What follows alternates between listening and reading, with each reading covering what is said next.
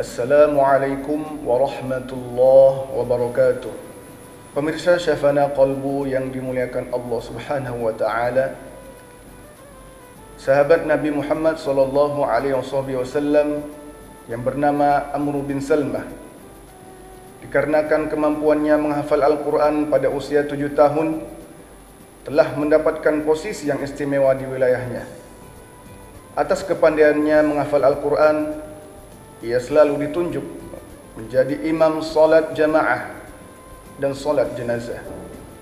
Hal itu sesuai dengan hadis Nabi Muhammad sallallahu alaihi wasallam yang berbunyi, orang yang paling banyak menghafal ayat-ayat Al-Quran lebih utama untuk menjadi imam. Demikian pula dengan Ibnu Abbas. Disebutkan di dalam kitab Fathul Bari, pada saat usianya 10 tahun, ia telah hafal Al-Quran 30 juz. Ia pun kemudian menjadi ulama besar dalam tafsir dikarenakan ingatan yang sangat terjaga pada masa kanak-kanak.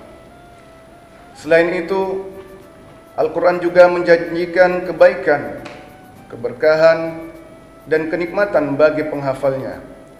Rasulullah sallallahu alaihi wasallam dalam hadis yang diriwayatkan oleh Bukhari dan Muslim, yang artinya, sebaik-baik kalian adalah yang mempelajari Al-Quran dan mengajarkannya.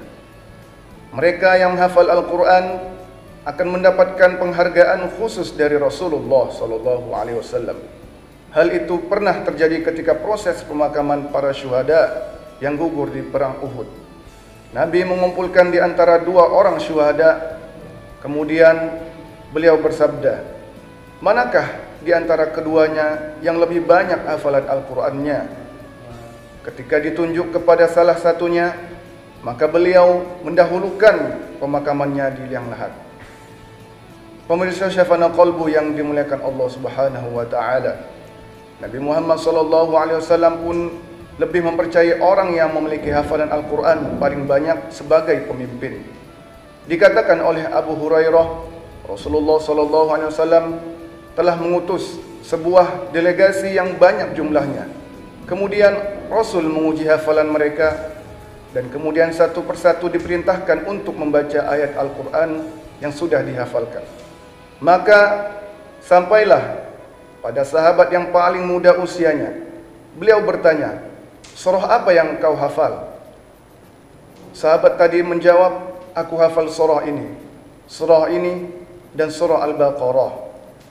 "Benarkah kamu hafal surah Al-Baqarah?" tanya Nabi lagi. "Benar," jawab sahabat.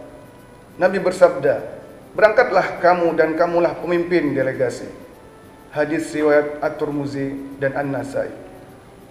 Pemirsa Syafana Qalbu yang dimuliakan Allah Subhanahu wa taala, selain itu, orang-orang yang hafal Al-Quran adalah mereka yang diberikan kemudahan dalam menuntut ilmu.